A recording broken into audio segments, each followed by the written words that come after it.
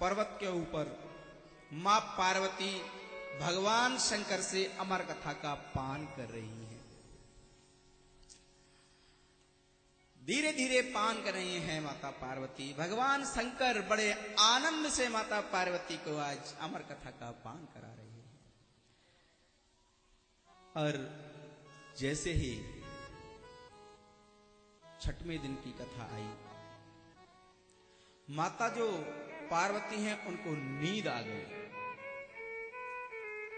इधर पीछे जो व्यास मंच के पीछे भगवान शंकर जहां बैठे हैं जिस मंच पर, उसके पीछे वो फूटा हुआ जो अंडा है वो अमर कथा को सुनने से सावुत हो गया, उसमें जीव भी प्रादुर्भाव हो गया, फूट भी गया पुनः और प्रेम से कथा भी सुन रहा है,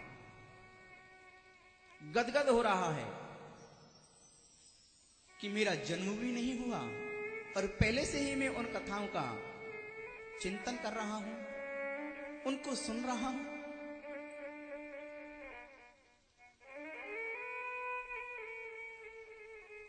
अब 7वें दिन की जब कथा चल रही थी तो जो माता पार्वती हैं उनको नींद आने लगी। जब भगवान सुखदेव ने देखा कि माता पार्वती तो सो रही हैं,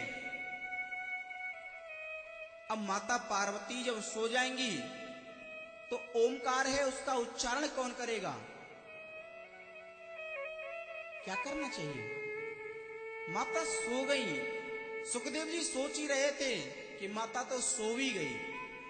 अब जब माता सो गई तो सुखदेव जी ने आवाज लगाना प्रारंभ कर दिया, ओम ओम कहना प्रारंभ कर दिया।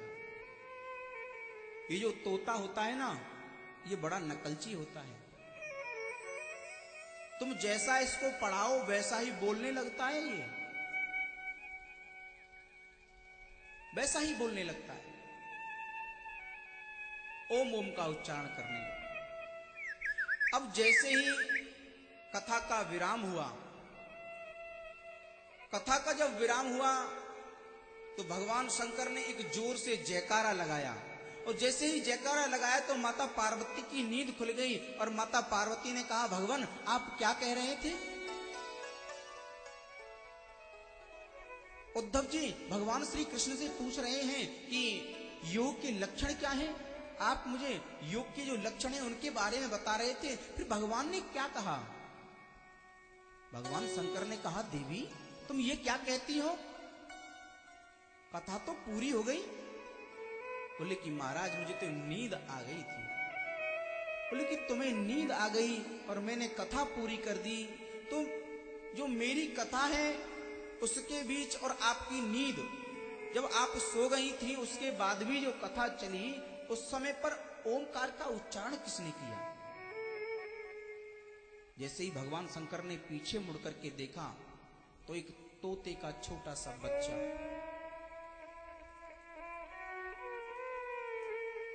भगवान शंकर ने सोचा कि इसने ब्रह्म विद्या की जरूर चोरी की है, मैं इसे छोड़ूंगा नहीं।